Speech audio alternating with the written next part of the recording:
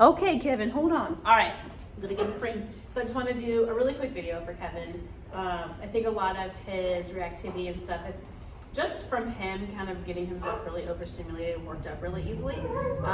So I really want to help him kind of slow down and work through some duration stuff just so that he can use his brain.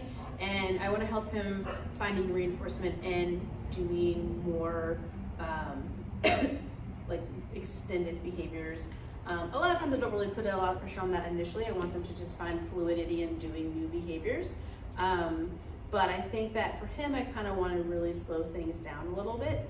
And the reinforcement comes from waiting for those things out and then getting reinforced out of that behavior. So that might not make a lot of sense. So for him, I really wanted to help him understand the concept of leash pressure and what it's asking. So I want to introduce that in the learning phase. So as I'm asking, I'm just going to use sit for right now because he's pretty consistent with going into a sit.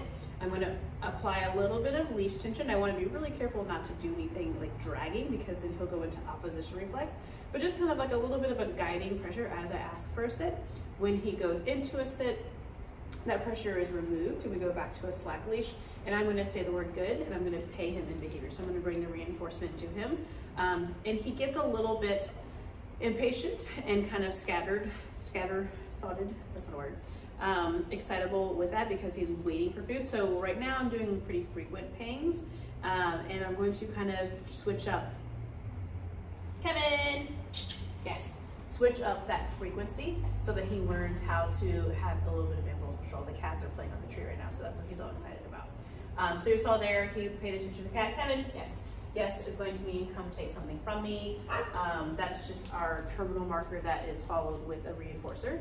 And that is another way that I'm going to introduce pressure to him. So tap, tap, tap, yes. He's learning to turn off that pressure through compliance, and then we switch over to positive reinforcement. So for him, I'm kind of really teaching these rules of duration work. Usually he's going to do a sit and then he takes the food and he's up and moving around again. So I want to help slow him, again, I'm kind of repeating myself. I want to slow him down and keep him in that sit for a little, gradually longer and longer periods of time when he goes to come out of the behavior, because historically that's what he's used to doing. I'm going to go back into that negative reinforcement and ask him back into a sit, and then pay him once he's back in there. And then I'll start raising the bar as far as expectation. So I'll withhold food if he comes out of his sit, and then I'll release him without payment, put him back into it, and give him a chance to fix it again. So, oh my gosh, sit, good. So see here, good, good. It's that door over there. Yeah, it's the, she's showing you. Sit, sorry, we have all these doors. Good, good. Good. And now that he's kind of used to waiting for this food, I can add in movements. Good. That he was previously a little bit triggered too. So if I like moved my hands, he would get up. He's like, oh, behavior's done. Nope. So a little bit of leash pressure. Sit. Good. Pressure comes off. We go back into payment. There's somebody trying to get into the building around us, so he's good. A little bit distracted. Good. So again, we're adding in movement, still good, and I'm going to pay him for being neutral to that. Good. Very nice. Okay. Beautiful. Very good. And so again, like the bar is a little bit lower right now, and we're just going to gradually raise it as he is successful. Sit. Good. So the pressure that I'm applying is only enough, good, that he's aware of it. Good. I don't expect him to appropriately respond to it right now. He doesn't know exactly what it's asking. Good. Okay. So I'm teaching him how to respond to it just through association. Pressure is, he feels it. When behavior is being asked, when he does the behavior, it goes away. And that way, when we are in more conflicting situations, and I need him to do a behavior, and he's not necessarily motivated by me, he knows what the heck I'm asking, and we're not creating more stress. Yes.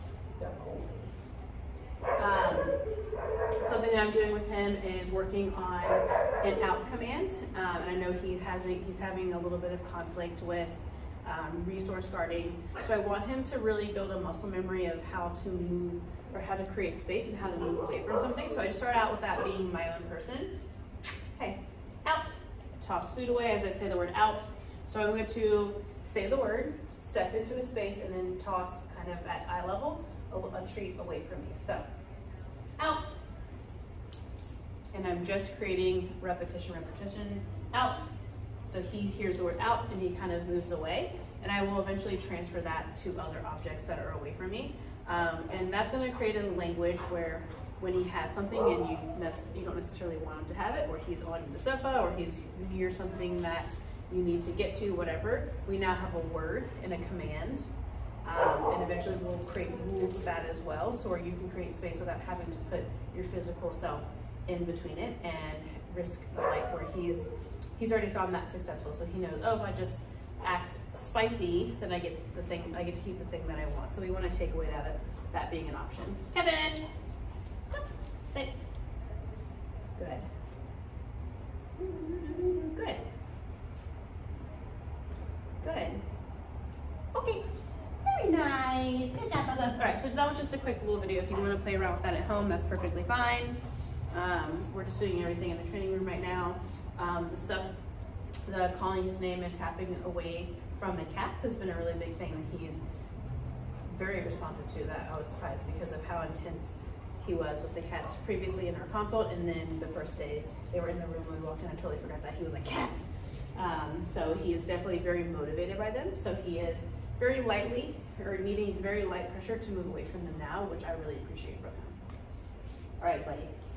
Good boy.